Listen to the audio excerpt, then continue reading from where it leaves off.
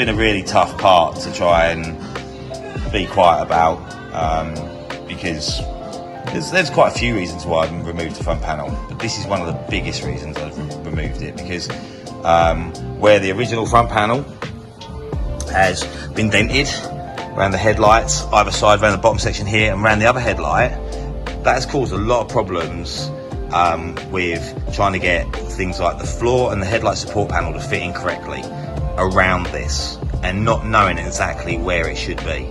So by doing that, I've put on front bumper, new front panel, a nice NOS badge, lower balance, splash pan, cab floor into place, and then what I've done, I've pinged a laser line through. Basically, I've gone to this screw through the heater box, so I'm bang central through that, come down, I'm bang central through the lower centre post, and then I've gone down through the front panel, through the first badge hole for the badge pin, second badge pin, down through the centre of the heater box, heater tube, across the floor, and then, I don't know if you can just see that, but there, if you just see just there like that, I've got a laser line pinged straight through the centre of the shifter rod. Also, by doing that, I've given myself a laser line to run straight through the top of the cab divider panel. That way, I know everything's perfect. You can see I've run through the bottom of the wiper spindle hole and the bottom of the wiper spindle hole. I've mocked up the floor panel. I've put the heater, the headlight support panel in, so I know that that's perfect and central. And I've gone to the effort of, let's say, checking that the bumper line's correct, the cab floor panels in correctly, and I've mocked up a set of pedals, and I've even put a steering box in and mocked that section up, so I know that the gap around this is perfectly even as well.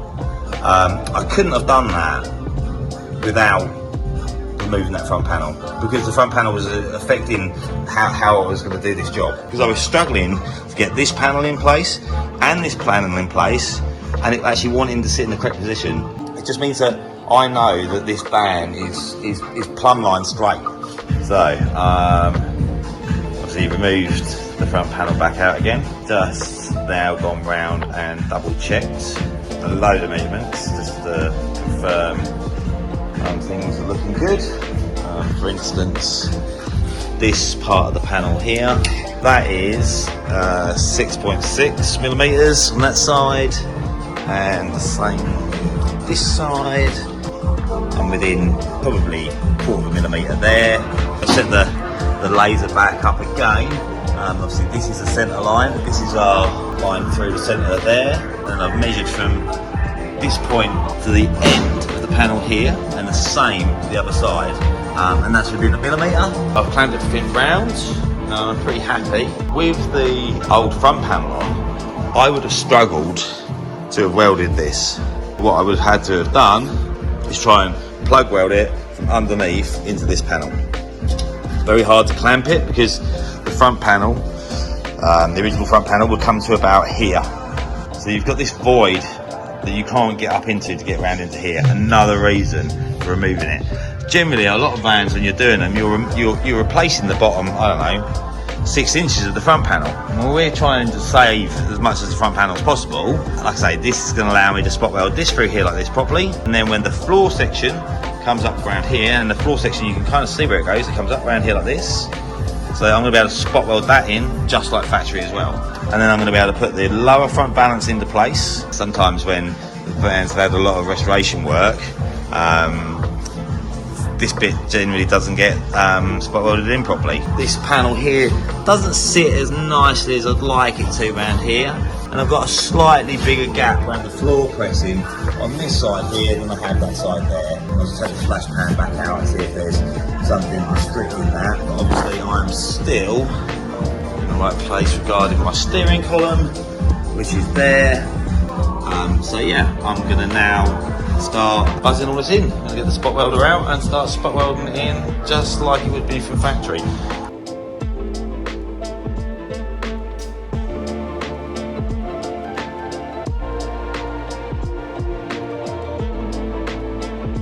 So this is what I'm thinking with the lower repair on the front panel. Straightened up pretty much 90% of it out of here now. Just going to graft this nice little section into the bottom here, doing one side at a time. I've made this to fit the actual new panel that's going in place behind it, so the front lower valance section.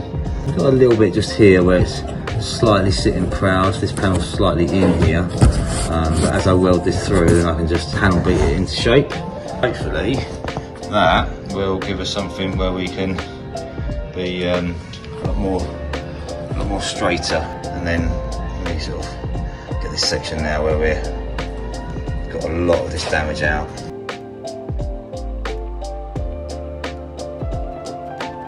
So yeah, I thought I'd just run round and sort of, like I say, give you an update of what's been done. So this is the lower panel, or the lower front panel. See, we all know how battered this front panel was, right? I mean, if we look at it now, crossways across the front, you know, obviously I've left a lot of damage because we don't want to take it all out. I've got all the main creasing out, all the stretch out. I mean, this panel was nearly 9 inches back in one place. Now it's starting to really come together. I've just got to do this lower lip around the bottom section here now. This actually comes around and spot welds onto here, and then comes around the front lower valance. This door is on in place. These lower A post sections, which is just a section just here. See, we've rebuilt both sides. We've got the inner front valance, headlight support panel, which is the one just above it there, and obviously the cargo, the cab floor section. The heater pipes in place.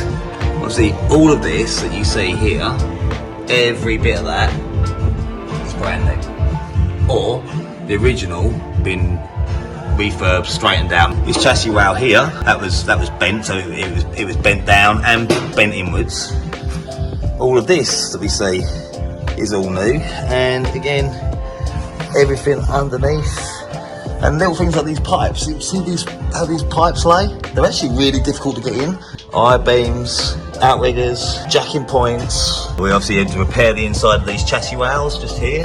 So this section just in here, either side.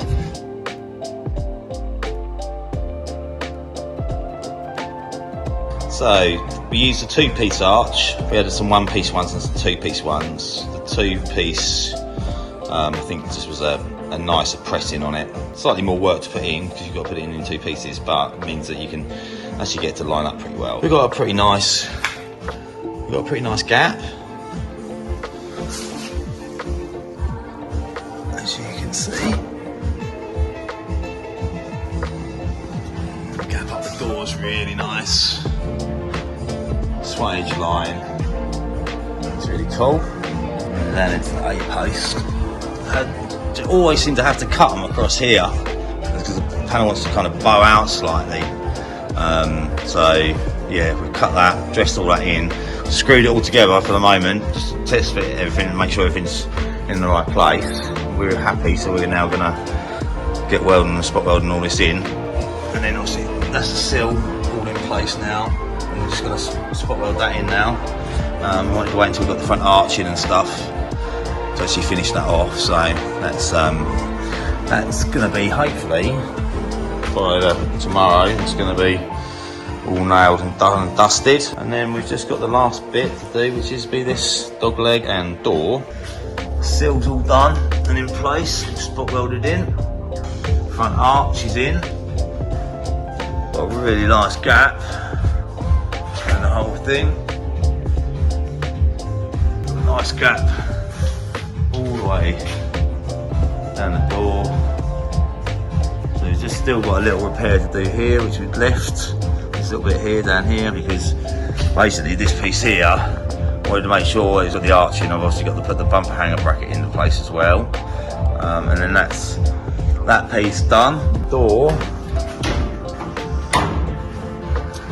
got a little bit of cleaning up to do on the bottom of the door edge here, done. And I've actually got to do around the tub section here still. I've got to rebuild the bottom of this door rubber into place, got to finish that off and tie up in there a little bit. But the actual door itself,